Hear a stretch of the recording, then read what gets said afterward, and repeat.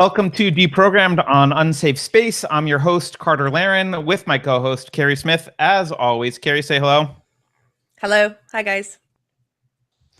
As always, you can follow the show at Unsafe Show on Twitter. You can go to youtube.com/unsafespace. And I don't know, we have Facebook pages and stuff like that. And Keri will yell at me later for not advertising those properly. Today, we have a really cool guest. I'd like to welcome Tom Golden. Tom's the author. He's an author and a psychotherapist who has specialized in working with men and boys. He's written 3 books on the unique ways that men and boys heal and has given workshops in Europe, Australia, the US, and Canada. His work has been featured on CBS Evening News, CNN, New York Times, The Washington Post, and many others. He recently appeared in the Red Pill movie, which, by the way, if you haven't seen it, it's an awesome movie. You should go see it. And he can be found at menaregood.com and on Twitter at trgolden. He also has a YouTube channel, which is youtube.com/1 men are good, 1. Tom's biggest sin, as far as I can tell, is thinking that men are good. So, Tom, welcome to Deprogrammed, you horrible sinner. I'm a sinner indeed. So we did a show a little while ago about this horrific document. I don't know if anyone can see. This is the American Psychological Association guidelines for the psychological practice with boys and men. But we're lay people and we don't have experience helping men and boys in therapy, and you do. And you were actually on the mailing list and kind of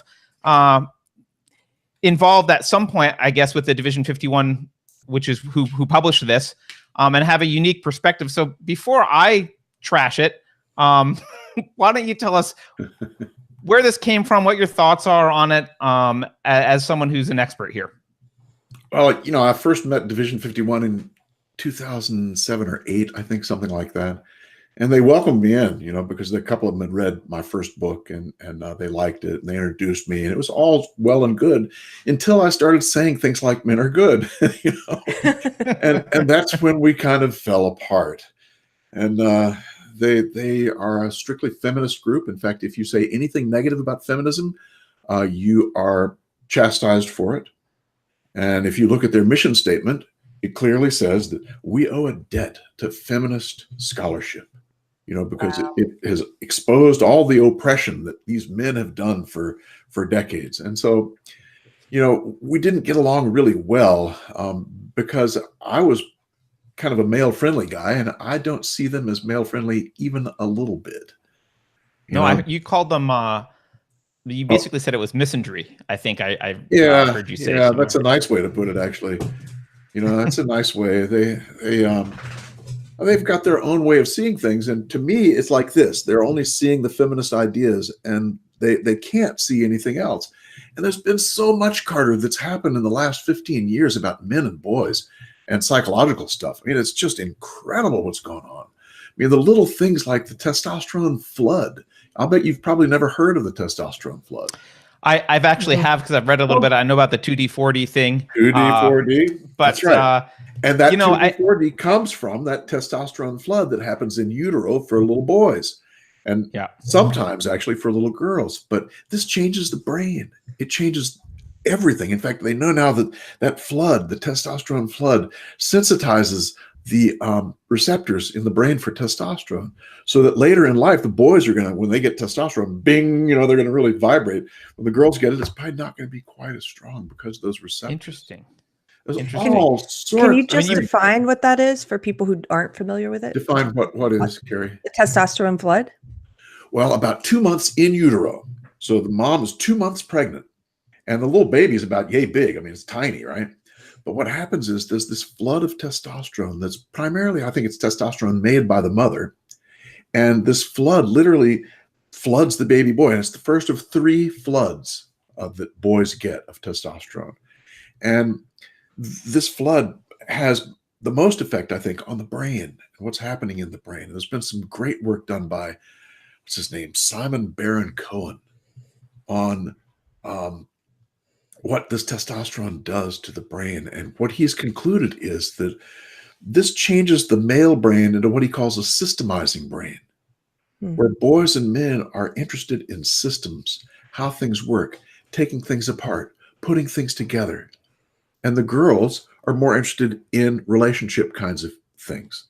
Now, this is not a black and white. It's not like, one pile of boys and one pile of girls. It's not like that at all. It's a lot of gray. But in general, boys are going to be more interested in the system stuff.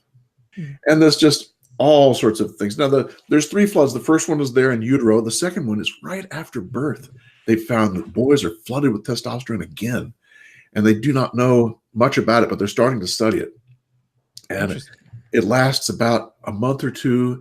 And you'll notice any parent who's had a little baby boy, right about after they're first born, what happens? He's got a little erection. Bing! That's the testosterone. You change that diaper and bing! And that's what's happening. He's being flooded with testosterone again. Of course, the third flood happens when the boys are in puberty. Right. Right. And you even mentioned that testosterone changes how oxytocin mitigates cortisol levels. So when you're under stress, how oxytocin affects you depends on your testosterone levels. Yes. So it affects women and men differently, which is fascinating to me. Yeah, that was great. That's from the Shelley Taylor research of 2002, I think, where she found that, she studied stress and she was curious about, women have never really been studied. All this stuff with fight or flight is men being studied. I'm only going to study women and let's see what it looks like. And sure enough, she studied only women and she came to the conclusion that women don't fight or flight. Women tend and befriend. They tend and befriend. Translated means women move towards interaction when they're stressed, whereas men and boys will move towards either action or inaction, solitude, right? Now think about it. Right. Just that one little bit of research has a huge impact on how any therapist is going to treat boys and men. I mean, because most therapists are going to expect the boys and men to act exactly like the girls do. Because therapy and the training for therapy is based on trying to teach therapists how to help women.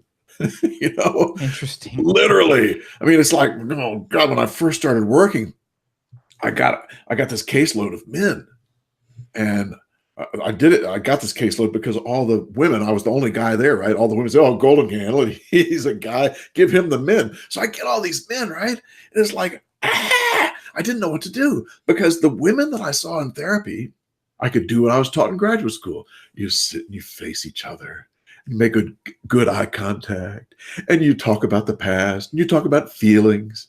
But when I tried that with men, it didn't work the same way. Did not work the same way. And I realized, oh my gosh, I'm doing something wrong here.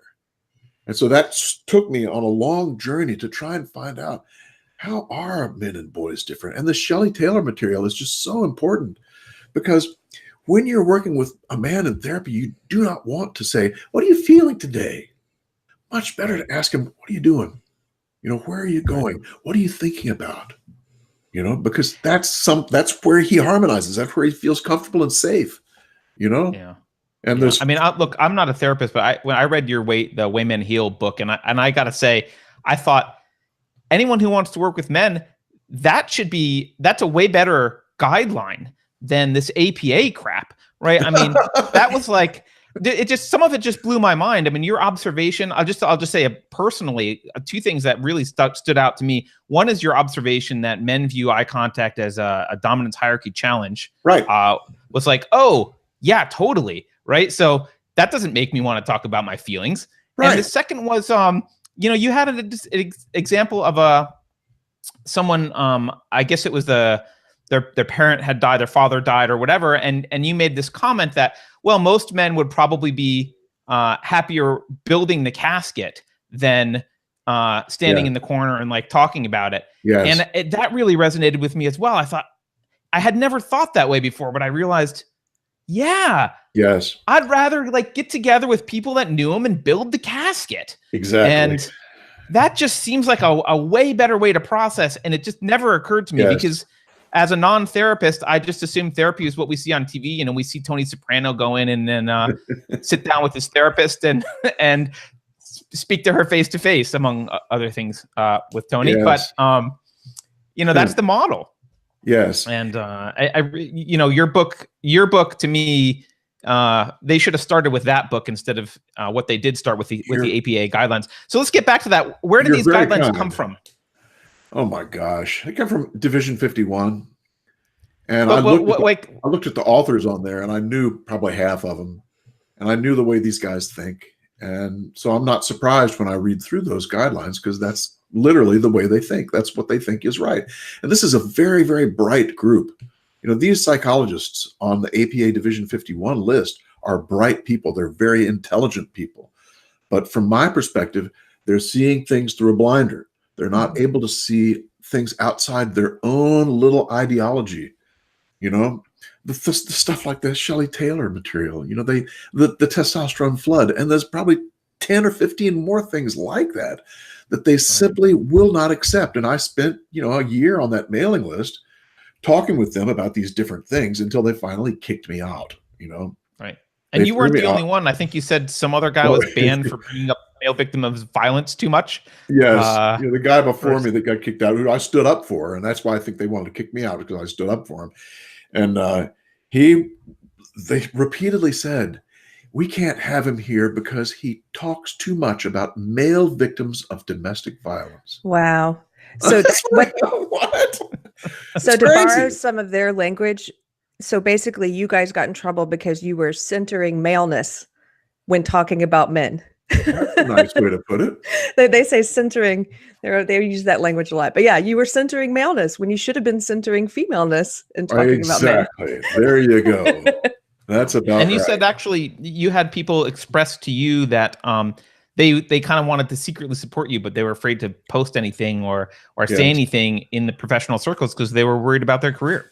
Yeah, they were afraid to post to the actual mailing list because these guys on that mailing list are very, very, they're the top people. They're the people who the media calls, to ask questions about psychological stuff. And they also have some jurisdiction over APA and over licenses and things like that. Who knows? But these guys would write and they'd say, thank you for standing up for men and boys, but I can't really support you. I can't support you because if I did, I'd lose my job. Yeah. So what does that tell us? That tells us that these people are bullies. Mm-hmm. They're bullies. Absolutely. They're not able really to see a different perspective. They're not able to tolerate someone who's got a different perspective. They're going to throw them out. Oh, so I was lucky because I'm in private practice. I mean, they can't do too much to me. Mm-hmm. And what are they going to do to me? But these other people, I feel bad for them. These other psychologists who just get, thrown under the bus if they look like they're supporting men. Yeah. Yeah. I mean, it's a crazy place.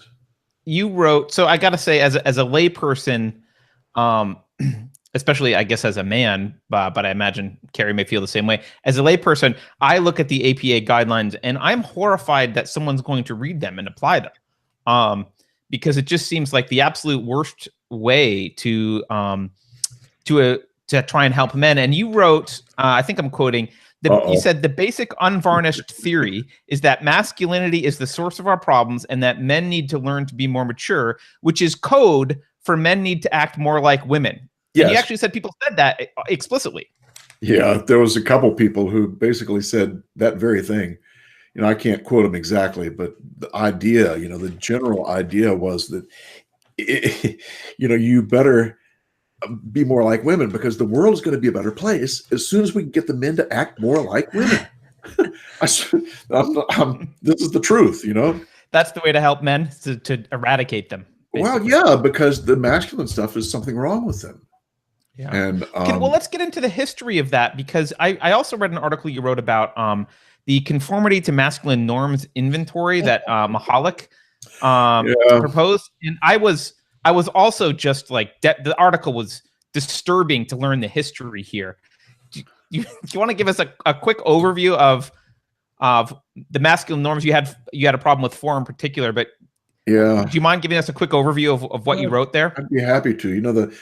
What's it called? The CNMI? CMNI. Yeah. Conformity to masculine norms inventory. And it's this inventory that tries to look at what are the norms for men and how do men conform or not conform to those norms. And good idea. But if you look at the norms they came up with, you got to scratch your head, because one of the norms was men are violent. One of the norms was men want to control women, power and control over women. Men disdain homosexuality, and men are playboys.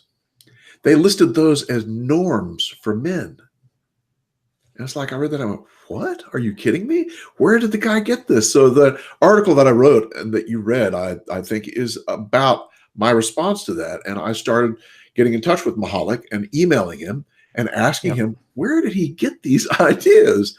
Where did he get the idea that a norm is violence, or the norm is power over women, or playboy?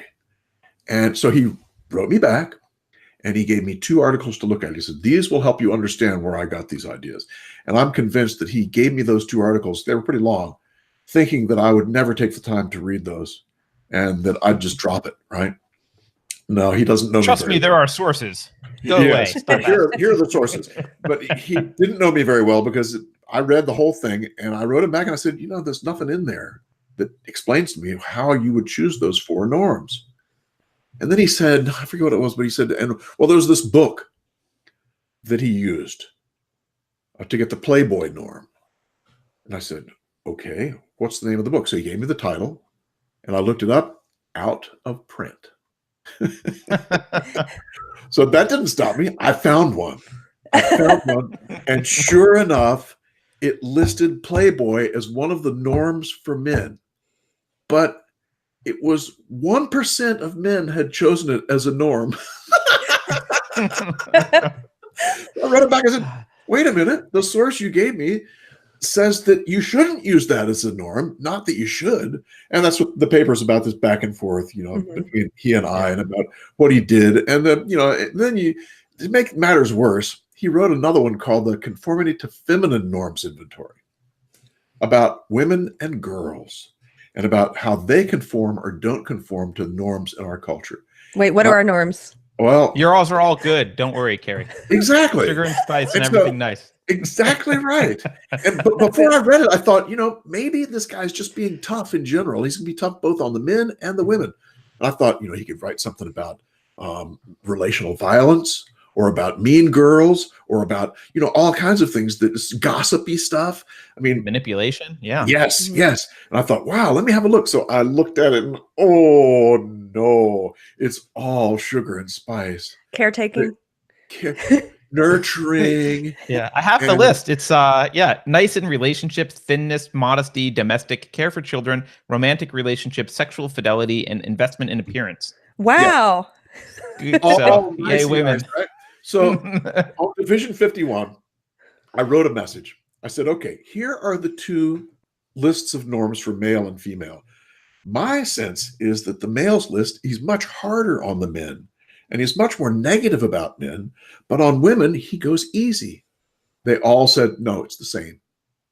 It's the same for both of those lists. And I'm going, oh, what? Okay. Yes. Violence and nice in relationships are the same thing. Right. And that's how the blinders are on so tight that they literally cannot see it. I don't think that these are evil people. I think they just simply can't see things because they're so brainwashed with the feminist stuff. It's just, that's my take on it anyway. Yeah. Carter and I talk about this a lot, and we disagree once in a while on it, because I believe, I came from because I have system. A power dominance desire over Keri. You bet. That's the main reason. That violent form. But I believe that there are well-meaning people in this ideology. Like you're saying, they're not evil. It's just that they have been convinced that this is the best way to, that the primary purpose in life is to change the world, to make it a better place. And the way that this is the way to do this is to push this belief system. Yes. And so they think they're being a good person by believing this stuff and spreading it. There are people in it, I think, who are bad, but I don't think it's all of them. Too. Yeah, I don't know, but I think there's a level of intellectual dishonesty that's necessary to receive the lists from Tom and not bother to look into them and just nod your head and be like, yeah, they're both good. They're the same. Yeah, right? I'm with you on that, Carter. I mean, it's like there's a split here, and I guess I'm down the middle with both of you. But geez, I mean, it's just, you can't make this stuff up, it's crazy. Well, they do So, have I mean, blinders can I cite some numbers? You also cited like, this is brilliant, right? You said they picked violence as a masculine norm, right? Right. And you used some publicly available data. So 0.18% of men were arrested for violent crimes. Okay, so that's a pretty small percentage we're going to use as a norm, right? But basically the same percentage of women abuse children. So you'd think that child abuse would be a female norm because that's the standard mathematically that we've set is 0.18%. Right. But of course, that's not included. And you also go on to talk about, I found this fascinating as I want to get into history. If we've got a little bit, I think we have a little bit more time here. You showed what masculine norms were. I've got a chart here in front of me from 1970, 78, 84, 86, 2003. And basically prior to 1990, there was a different view. Can you talk a little bit about the history and how those evolved over time? Because that also was disturbing and fascinating to me. Yeah, it is fascinating, isn't it? When I first ran into the conformity to masculine norms inventory, I wondered, well, what has been the history of this? What's the history of norms for men? And so I looked it up, and I found the movers and shakers of the masculine norms for the past, I guess it was what, 50 years? Is that what it is? Goes back about 50? Yeah, 1970. So yeah, about 50 years. 70, yeah, it's almost 50 now. How about that? 1970, 50 years ago. Jeez, easy, Louise. So I started studying, what were these lists before, and came up with that chart. And you can read those off. I mean, the masculine norms before I thought were more accurate. Yeah. So 1970, it was there was 4 listed, and it was independent style of achievement, competency, incompetency in feminine activities, and suppressing emotion.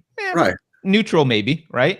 Yeah. By 1978, I think it was a little bit better. They added one. They had active, dominant in relationships, achievement-oriented, level-headed, self-contained. Like none of these are. They're not bad. There's nothing like violence and disdain. Close. And you go on there, they talk about leadership, and then they add leadership by 1986. They add leadership, willing to take risks, willing to take a stand, strong personality, assertive. Like, okay, those are good. Yeah. But then we get to the violence and actually even the disdain for homosexuality. You pointed out, it's just. I guess I want to just step back for lay people. I think average people think that there's some level of intellectual honesty / objectivity here. And they also think that there's the scientific method or at least a reasonable attempt to follow standard practices to be objective. And neither one of those things are true. You went on and talked about both how the focus groups were constituted in order to come up with these norms. And you talked about, like, for the disdain for homosexuality, you identified the questions they used, and none of them were about disdain for homosexuality. They were all about, like, how would you feel if someone thought you were gay? It was all like a violation of your own identity. Like, well, if you don't identify as gay, you would probably be upset if someone thought you were gay. And like, that doesn't mean you disdain homosexuals. Right. So it's totally dishonest. I would go on with that. So I don't mean to rant. I should use your time to talk. Have you talk? No, man, you're singing my song. I mean, I don't have the article right in front of me, and so you're kind of. So, well, I have a question. Quick question. Oh, go ahead, Keri. So you guys just talked about how in the 70s the norms listed for men were these more positive parts of masculinity. At what point did it change? When did it start to be? It dropped off the cliff in 2008, was it? When the CMS 2003, when Mahalik did his, But you also talk about the 1995 book from Connell that caused some problems. Yeah, and Keri will be fascinated about the gender of this person as well. Like there's a story here. It's insane to me. Can you talk about that? You can't make things up. It's just too hard to believe. But there's this woman named Connell. Ray Wynn Connell, who actually wrote the book that most academies rely on about masculinity. And Ray Wynn decided that there were all sorts of hegemonic masculinities that showed that men were XYZ. And pretty much what I found was that it looked like Mahalik was simply pulling out the talking points from Raywin Connell's book, pulling it out and putting it straight into the CMNI without studying, without getting a focus group to do anything, just putting it in there, Oh, well, crazy. But now, was Raywin a clinical psychologist, or do you know what Raywin's background was? I think she was a clinical psychologist. The history is that Raywin Connell is actually a trans woman. That she was born biologically as a male, and then changed that to become a trans woman. But, well, once you learn how horrible men are, why would you want to stay one?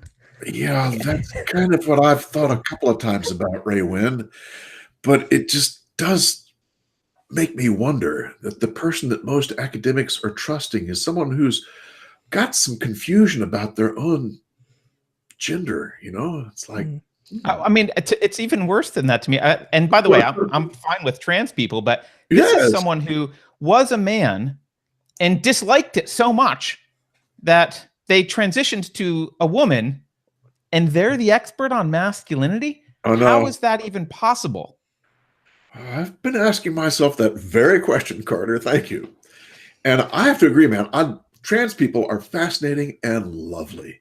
In fact, I don't know if you know or not, but a part of the research that I've done on understanding men and emotions comes from the writing of trans men. There's this one fella named, oh gosh, don't let me forget his name. I love this guy.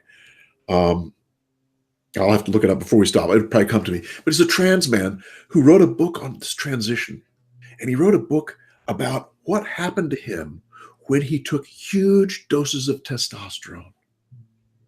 I remember you saying this. Yeah. Max Valerio. Yes. The book is titled The Testosterone Files. And it's a great little book, but my interest in the book was the whole emotional side of things, because I wanted to know what happened to Max emotionally from being a biological female to then taking huge doses of testosterone and becoming male. And Max does not disappoint. Max is a very good writer, very articulate, and really describes a lot of the situations very clearly about what happened. And basically, Max says, women really have an advantage here, because we can feel, we like to talk about it, and we can articulate our feelings when we're in the midst of feeling them. As a man now, I cannot do that. My tears have dried up, which we knew before that testosterone limits emotional tears. My tears dried up, and now when I have feelings, I can't even articulate what's going on. Wow. And that's got to be testosterone. Think about all the men I've seen in therapy over the years, when in couples therapy, there's another female therapist, she says, well, what are you feeling now? And the poor guy will go, he cannot articulate it. I've been in couples therapy. That's my response. Absolutely. And it's not because there's something wrong with him. It's because there's something right with him. He's got this testosterone stuff that says, you're not going to be able to articulate this crap. Yeah. And men need to know this. This needs to be in those damn guidelines. That yes, men are going to have a harder time articulating their emotions. So we need to give them special treatment. We need to give them safety so that when they're in that safety, boom, the stuff will come out. And that's exactly what happens, Yeah. Because and you said Max actually was changed his concept. He thought, like, I don't remember the language, but men were kind of problematic before, and they were just kind of horrible people. And then he transitioned, took a bunch of testosterone, was like, actually, this is just the way it is. Like, I can't actually access my feelings. Yeah, Max said something like, I used to think that men were just these piles of unprocessed emotion that was just boiling over, ready to lash out because they're not dealing with their feelings.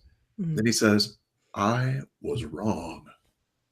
Max really learned that men are very different in the way we process emotions.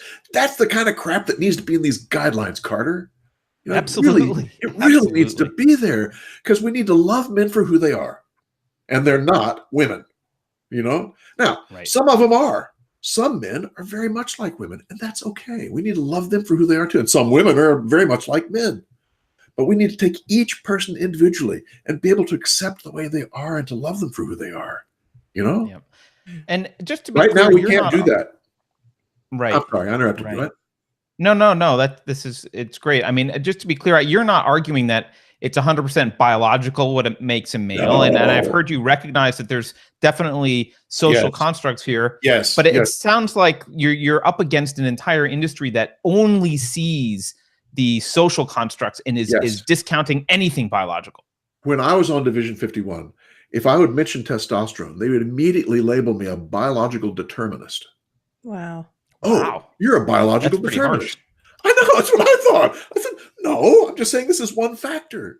You know, and it is. Testosterone is definitely a factor, as we've talked about today already, and there's lots more out there. You know, the testosterone research in the last 10 years has been fantastic because they've shifted their whole thoughts away from the idea that testosterone is about aggression and violence.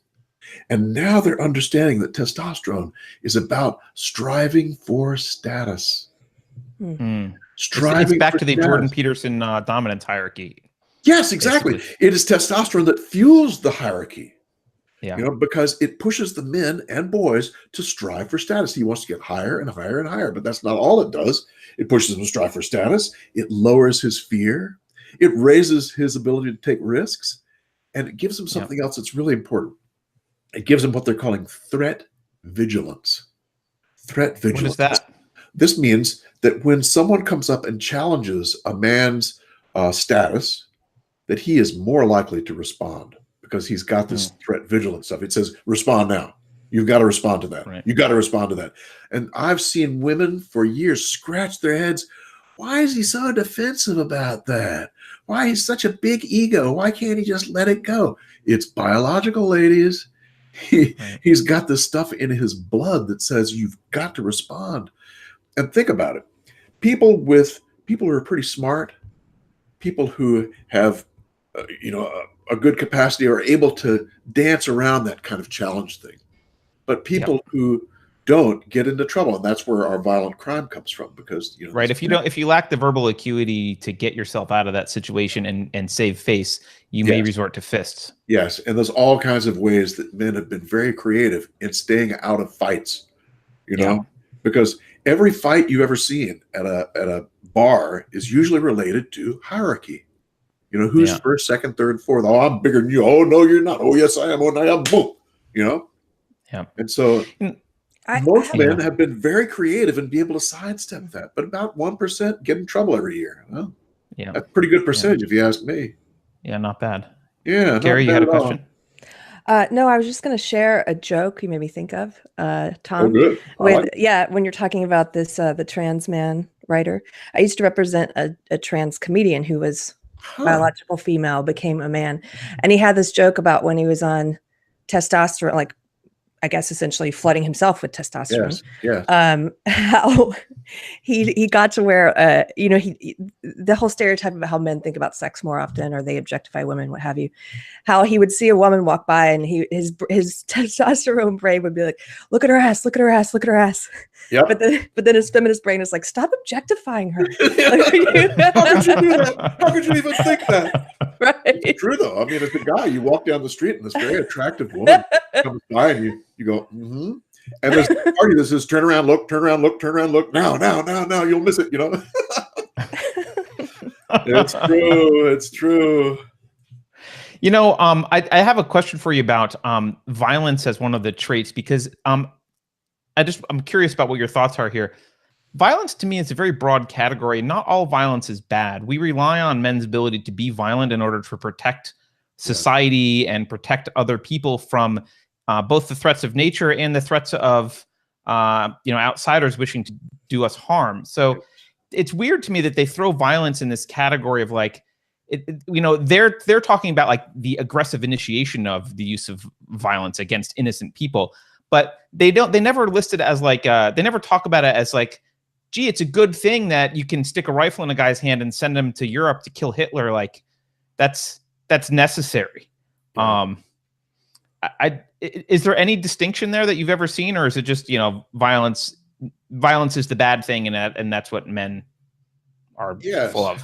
I think that was kind of the assumption from the Mahalik piece was it wasn't about defending others. It was about just being violent for personal reasons, you know? Right. Yeah, sad. We have a question from the chat asking you, is there any way to get the guidelines changed? And is there any precedent for how that would happen? Well, yeah, complain. You could complain to APA. I've already written a letter to the coming president of APA and told her what I think. And I would recommend everybody do that, you know? Okay. And I will get you her name and email after we get off. That'd be great. We'll post it in the... I can't remember. Yeah, because it's good. And just as a layperson, it's great, man. They need to hear this. They need to hear, and they're hearing a lot. They're getting a lot of feedback over this one, you know, but do not expect any change anytime soon. I mean, these people are locked in, and they're only going to double down, most likely. I mean, according to what you've written here, it really was a long time coming. And this has been going on for years. But people are starting to see it now because they've come out in the open with this guideline. And although they've had a conference for how to do therapy with men for every year for I think the past 10 years, and I looked at the program and I went, oh no, you know, Anyway, feed them a bunch of soy. Yeah, give them soy. That's exactly right. No bacon for you. So Tom, look, I know you've got a hard stop. I could probably have this conversation for another 2 hours, but I want to respect your time. You know, any final thoughts before we let you go? Messages to anyone? Yeah, men are good. You know, we need that's heresy. We need to hold that in our hearts that men are good because we have been bludgeoned with the idea that they are not. You know, the Division 51 ideas is there's something wrong with men.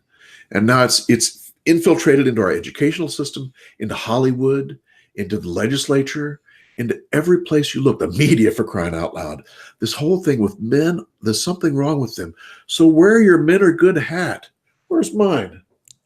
Where's my men are good hat? Oh, yeah. You can get this at menaregood.com. I saw this. You can buy one at Men Are Good hat. It's probably, it's probably more triggering than a Make America Great hat. So that hat, I was curious what people would, how would they respond to it. And most people don't pay much attention, but some people will go say, yeah.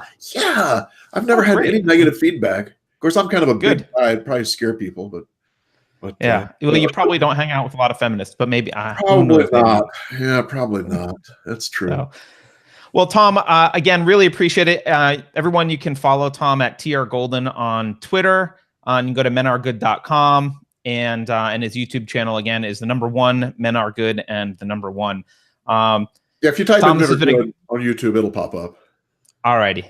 This has been a really great chat, Tom. I really appreciate your time. And I look forward to hopefully chatting again in the future sometime. It's been a joy. We'll do it again. And thank you all very much for the work you're doing. Thank you, Tom. This is so important what you're doing. Getting the word out.